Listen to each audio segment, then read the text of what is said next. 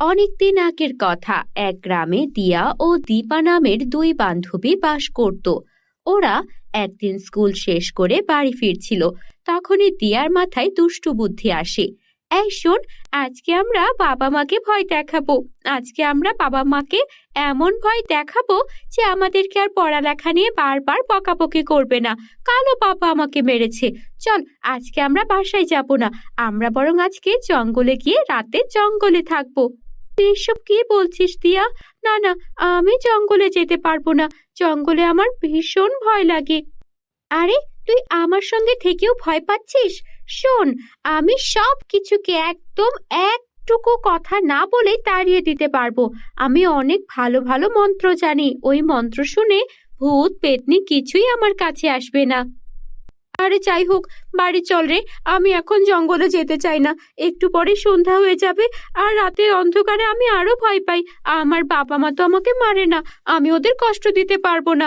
আমাকে বাড়ি যেতেই হবে। না, তুই একদম যাবি না। আমি তোর বান্ধবী না?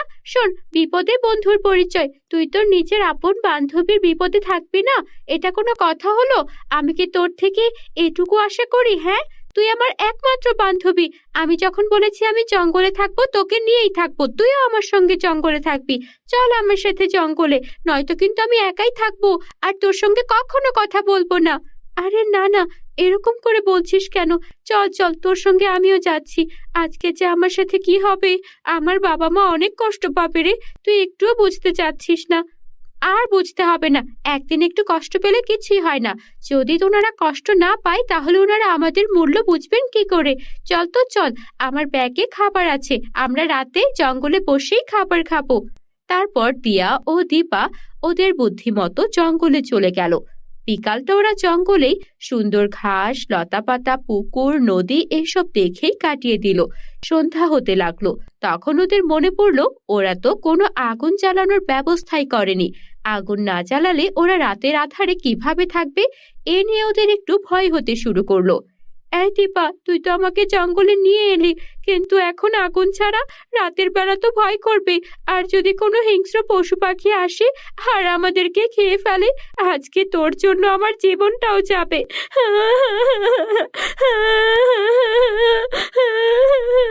এই কাঁদিস না তো, আমারও তো এখন ভয় করছে। আমার তো একটুও মাথায় নেই যে আমি আগুন জ্বালাইনি। শোন, চল বাড়ি চলে যাই। তোর মনে আছে না কোন রাস্তা দিয়ে আমরা জঙ্গলের পথে এসেছি? হ্যাঁ, খুব মনে আছে। আমার কিচ্ছু মনে নেই।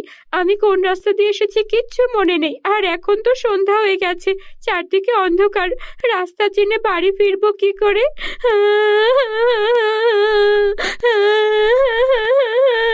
আবারও কান্না করছিস? কান্না করিস না, ভাবতে দে। কিছু একটা উপায় ঠিক বের হয়ে যাবে। চল, এগিয়ে চল। এই সোজা রাস্তা দিয়ে যেতে থাকি। যতদূর যাই দেখা যাবে পরে কি হয়। শোন, একদম সাহস হারাবি না। সাহস হারালেই সবকিছু কঠিন মনে হয়। আমার মতো সাহসী হবি। আমি তোকে ঠিক তোর বাসায় পৌঁছে দেবো, একদম চিন্তা করিস না। বন্ধুরা, তোমরা যারা যারা গল্পটি দেখছো, তোমাদের নাম কমেন্টে লিখে জানিও। ওরা হাঁটতেই লাগলো। প্রায় 2 ঘন্টা হেঁটেও ওরা জঙ্গল থেকে কিছুতেই বের হতে পারলো না। এ আমরা কোন গলক ধাঁধায় ফেসে গেলাম? বারবার তো একই জায়গায় ঘুরে ঘুরে চলে আসছি। আজকে রাতে মনে হয় আমাদের এই জঙ্গলেই থাকতে হবে। একে তো রাতের বেলা অন্ধকার, তার উপর রাস্তা হারিয়ে ফেলেছি। না যেন কপালে কোন শনি অপেক্ষা করছে। আমি তোকে আগেই বলেছিলাম, তুই আমার কোনো কথা শুনিস না। আরে কাঁদিস না, ওই দেখ দূরে একটা আলো দেখতে পাচ্ছি। নিশ্চয়ই ওখানে কারো ঘর আছে। চল ওখানে যাই। না না না, শুনেছি রাতের বেলা জঙ্গলে ভূত পেতনিরা আলো জ্বালে। আমি ওখানে যাব না। নিশ্চয়ই ওখানে কোনো ভূত পেতনি আছে। ও বাবা গো, আমি যাব না। চল বলছি, কোনো ভূত পেতনি নেই। আর থাকলে এমনি তো একটু পরে এসে আমাদের খেয়ে নেবে। এর চেয়ে আমরাই ভূত পেতনিদের কাছে যাব। চল বলছি, চল বলছি। তারপর এভাবে দীপা দিয়াকে টানতে টানতে সেই আলোটার কাছে গেল। আর দেখলো সেখানে একটা পরী পড়ে আছে। পরীর সেই জাদুর কাঠি থেকেই আলো বেরোচ্ছে। দেখ দেখ, এটা তো একটা পরী, কিন্তু পরী এভাবে এখানে পড়ে আছে কেন? আর পরীর জাদুর কাঠি থেকে এভাবে আলো বেরোচ্ছে কেন? চল তো পরীকে আমরা জাগানোর চেষ্টা করি। পরী, এই যে পরী, আপনি উঠুন। এই যে পরী, আপনি উঠুন উঠুন। হ্যাঁ হ্যাঁ, তোমরা তোমরা এই জঙ্গলে এখানে কি করছো? আমরা তো আপনার এই জাদুর কাঠির আলোতে আপনার কাছে এলাম। আমরা পথ হারিয়ে ফেলেছিলাম। ও আচ্ছা, তোমরাও পথ হারিয়ে ফেলেছো। আমিও পথ হারিয়ে ফেলেছি। আমিও পরিরাজ্য থেকে আজকে আমার বাবা মাকে শিক্ষা দেওয়ার জন্য এখানে এসে লুকিয়েছিলাম। আমার বাবা মা আমাকে পড়াশোনার জন্য অনেক চাপ দেয়, তাই ভেবেছিলাম আজকে পৃথিবীর জঙ্গলে লুকিয়ে থাকবো। আর তারপর আমার বাবা মা আমাকে খুঁজতে আসবে। তখন তারা আমাকে হারানোর ভয়ে আমাকে আর বকাঝকা করবে না। কিন্তু আমি নিজেই হারিয়ে গেছি। আর আমার জাদুর কাঠিটা একটুও কাজ করছে না, শুধু একটু একটু আলো জ্বলছে। তাই তো ভয় পেয়ে পেয়ে আমি কখন ঘুমিয়ে গেছি টেরই পাইনি। আরে, আমরাও তো একই অবস্থা করেছি। আমিও একই বুদ্ধি নিয়ে আমার বান্ধবীকে এই জঙ্গলে নিয়ে এসেছিলাম। আর দেখুন আমরা কেমন ফেঁসে গেছি। হ্যাঁ, বুঝতে পেরেছি তোমরাও আমার মতো বিপদে পড়েছো। আমরা একই বয়সের কিনা। ঠিক আছে, চলো আজকে রাতটা আমরা গল্প করেই কাটিয়ে দিই। সকালের আগে আমার বাবা মা ঠিক আমাকে খুঁজে বের করে নেবে এই জাদুর আলো দিয়ে। তারপর ওরা সারা রাত পরীর সঙ্গে অনেক গল্প করলো, অনেক আনন্দ করলো। আর সকাল না হতেই পরীরাজ্য থেকে শয়ে শয়ে পরীরা আসতে শুরু করলো। আর তারপর তাদের রাজকন্যাকে খুঁজে বের করে ফেললো। ওই তো, আমার পরী বান্ধবীরাও চলে এসেছে। আমি একা একা এখানে চলে এসেছিলাম কিনা আমি বুঝতে পেরেছি। বাবা মার সঙ্গে রাগ করা উচিত নয়, নয়তো বড় কোনো বিপদে পড়তে হয়। তোমরাও আর এমন করো না। হ্যাঁ, আমরাও বুঝতে পেরেছি। আমরাও অনেক বড় ভুল করে ফেলেছি। ঠিক আছে, আমি তোমাদের বিয়েতে আসবো। তোমরা আরো বড় হও তখন। তারপর পরী তার পরিরাজ্যে চলে গেল। আর ওরা দুই বান্ধবী নিয়মিত মন দিয়ে পড়াশোনা করতে লাগলো। তারপর 5 বছর পর ওদের পড়াশোনা শেষ হয়ে ওদের বিয়ের ব্যবস্থা করা হলো। ওরা ততদিনে পরীর কথা একদম ভুলে গিয়েছিল। কিন্তু বিয়ের ঠিক আগের দিন পরী ওদের বাড়িতে উপস্থিত হলো। তোমাদের সঙ্গে দেখা করতে এলাম। তোমরা দুইজন একসঙ্গে আছো, ভালো হলো। এই নাও তোমাদের বিয়ের উপহার। এটা হলো জাদুর সোনার শাড়ি, আর এটা হলো জাদুর ঘাসের শাড়ি। জাদুর সোনার শাড়ি তোমাদেরকে তোমাদের বৈবাহিক জীবনে যত বাধা বিপত্তি আসবে সব থেকে তোমাদের রক্ষা করবে। আর জাদুর ঘাসের শাড়ি তোমাদেরকে যা টাকা পয়সা লাগে সেগুলোও দেবে। তোমাদের জন্য আমি এত বছর অপেক্ষা করছিলাম। আপনি এসেছেন পরী। আপনি কি বিয়ে করেছেন? হ্যাঁ, আমিও বিয়ে করেছি। আমার বিয়েতে তোমাদেরকে দাওয়াত দিতে পারিনি, কারণ পরিরাজ্যে একটা রুলস আছে। মানুষজন পরিরাজ্যে আগামী 10 বছর যেতে পারবে না। তাই তো আমিও আসতে পারিনি। কিন্তু আমি অনেক কষ্টে বাবা মায়ের কাছ থেকে অনুমতি নিয়ে তোমাদের বিয়েতে আসলাম। সেদিন তোমরা না থাকলে আমি হয়তো ভয়ে মারাই যেতে পারতাম। তারপর পরী ওদেরকে জাদুর সোনার শাড়ি আর জাদুর ঘাসের শাড়ি উপহার দিয়ে পরীরাজ্যে ফিরে গেল। আর ওরাও জাদুর সোনার শাড়ি আর ঘাসের শাঁসের সাহায্যে সুখে শান্তিতে দিন কাটাতে লাগলো। আমাদের চ্যানেলে নতুন হলে চ্যানেলটিকে সাবস্ক্রাইব করতে ভুলো না যেন। প্রিয়া, সুপ্রিয়া, রিয়া, কোথায় তোরা? কি করছিস? ইস, কাদা মাটি দিয়ে এগুলো কি করছিস রে? তোদের না আজকে স্কুল আছে? যা, স্কুলে যা বলছি। না না মা, আমরা আজকে স্কুলে যাব না। আমরা কাদা মাটি দিয়ে মটকা বানাবো। মটকা বানিয়ে কি করবি? ক্লাসে টিচার আমাদেরকে বলেছেন কিভাবে কিভাবে মটকা বানাতে হয়। আমরা মটকা বানিয়ে দেব, আর তুমি সেই মটকা বাজারে বিক্রি করবে। তাহলে তুমি অনেকগুলো টাকা পাবে, আর সেটা দিয়ে আমরা গরুর গোশত খাবো। কি এইসব তোরা মাথায় প্ল্যান করেছিস? ছোট ছোট বাচ্চা, তোরা মটকা বানাতে পারবি? যা বলছি যা। কিন্তু মা, মটকা বানালে সেটা বিক্রি করতে পারবে। একটু ভেবে দেখো, অনেক টাকা লাভ হবে কিন্তু। খারাপ বলিসনি। ঠিক আছে, তোরা এখন হাত ধুয়ে স্কুলে যা। আমি নিজেই মটকা বানাতে পারবো, তোদেরকে এসব করতে হবে না। না মা, আমরা আজকে স্কুলে যাব না, তোমাকে সাহায্য করব। আমরাও মটকা বানাবো। প্লিজ মা, প্লিজ। প্রতিদিন তো স্কুলে যাই, আজকে না হয় না যাই। মা প্লিজ। আচ্ছা আচ্ছা, প্রতিদিন তো স্কুলে যাস, হ্যাঁ? আর আজকে এই জন্য এই মটকা বানানোর বাহানা করে স্কুল ফাঁকি দেওয়া। পরীক্ষায় যদি একটা চ্যাপ্টার থেকে প্রশ্ন আসে তখন কিভাবে আনসার করবি? স্কুলে না গেলে এগুলো শিখতে পারবি? তোর মা গরিব হতে পারে, কিন্তু তোর মাও শিক্ষিত ছিল, এটা মাথায় রাখিস। তোর বাবা তো তোদেরকে ছেড়ে চলে গেছে, তাই তো আমাদের এই অবস্থা। কিন্তু আমি কি তোদের ছেড়ে চলে গেছি? আমি যদি চাকরি বাকরি করি তাহলে আমি অনেক টাকা আয় করতে পারতাম, কিন্তু আমাদের গ্রামে তো কোনো চাকরির ব্যবস্থা নেই। কিন্তু তোরা একটু বড় হ, তারপর দেখবি তোদের মা শহরে গিয়ে কত ভালো চাকরি করে। তোদেরকে একদম অফিসার বানাবো আমি, এই আমি বলে রাখলাম। হ্যাঁ মা, আমরা তো জানি তুমি আমাদের বেস্ট মা। তার আগে চলো না আজকে একটু মটকা বানাই। আজকে ক্লাসে তেমন কিছু পড়াবে না, যা যা পড়াবে এগুলো আমরা আগেই পড়ে ফেলেছি, প্রমিস মা। আচ্ছা ঠিক আছে, বস, আমরা মটকা বানাই। তারপর 3 মা মেয়ে মিলে ওরা সবাই একটা বড় করে মাটির হাঁড়ি বানালো আর সেটার উপরে সুন্দর করে নকশা করতে লাগলো। মা দেখো, এটাকে দেখেই মনে হচ্ছে কত সুন্দর হবে। আমরা যদি এরকম 50টা বানাই তাহলে তুমি বিক্রি করে অনেক টাকা পাবে। আচ্ছা, তোরা তো ছোট ছোট, কিন্তু সারাক্ষণ টাকা টাকা করিস কেন? হ্যাঁ, টাকাই তো সবকিছু। টাকা হলে আমরা আইসক্রিম খেতে পারবো, নতুন জামা পরতে পারবো, তুমি সুন্দর শাড়ি পরতে পারবে, নতুন স্কুলের ব্যাগ আনতে পারবো, বার্গার খেতে পারবো। হয়েছে হয়েছে, থাম থাম। মুখ দিয়ে কথার ঝুড়ি ফুটে, তাই না? এত কথা বলে মেয়েগুলো আমার। যা যা, এখন যা, হাত ধুয়ে ফেল।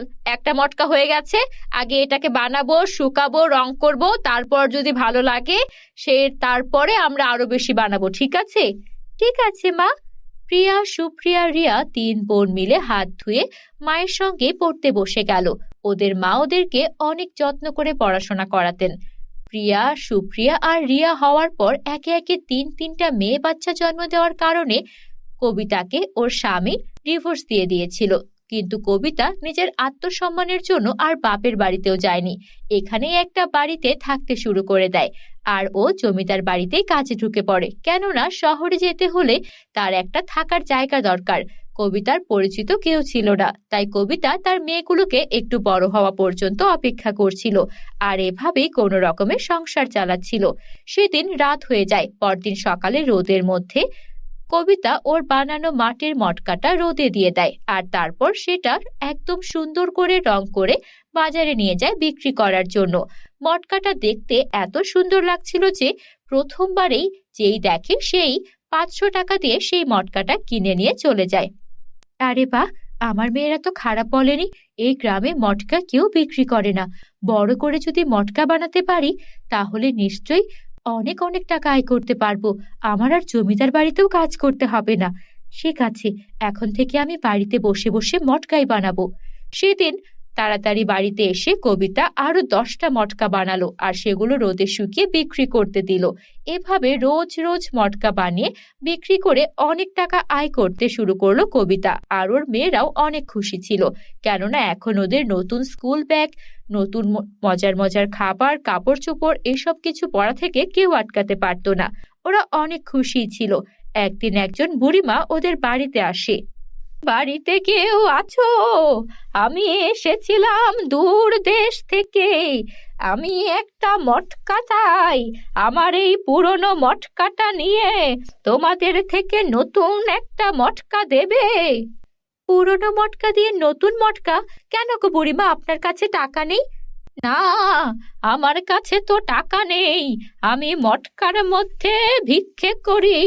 একটা মজবুত মটকা দাও দেখি, বিনিময়ে এই পুরনো মটকাটা তোমাকে দিতে পারি। পুরনো মটকা লাগবে না, আপনি এমনি নিয়ে যান নতুন মটকা, টাকা লাগবে না। আমি তো কত মটকা বানাই, এটা না হয় আপনাকে এমনিতেই দিলাম। তোমার মন অনেক বড়, কিন্তু আমি তোমাকে আমার এই পুরনো মটকাটা দিতে চাই। রাখো রাখো, গুরুজনেরা কিছু দিলে সেটা রাখতে হয়।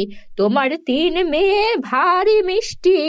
আমি যখন এদিকে আসছিলাম আমার বড্ড পানি পিপাসা পেয়েছিল। আমাকে কি সুন্দর পানি খাওয়ালো, তারপর আমাকে বিশ্রাম করতে বলে আমার মাথার চুলগুলো কি সুন্দর বেনি গেঁথে দিল। আহা, আমার যদি এমন নাতনি থাকতো বড্ড ভালো হতো। ও বুড়িমা, তাহলে থেকে যান না। আমার তো 3 কুলে কেউ নেই। বাবা মা সেই আগে মরে গেছে। ভাই ভাবিরা তার বাড়িতে আমাকে উঠতে দেবে না। স্বামী তো আমাকে তালাকি দিয়ে দিয়েছে। আমারও তো আপন কেউ নেই। আপনি না হয় ওদের দাদিমা হয়ে থেকে যান। সে থাকা যাবে ক্ষণ, আমার এক কাজ আছে। আমি মাসখানেক পর আবার আসবো।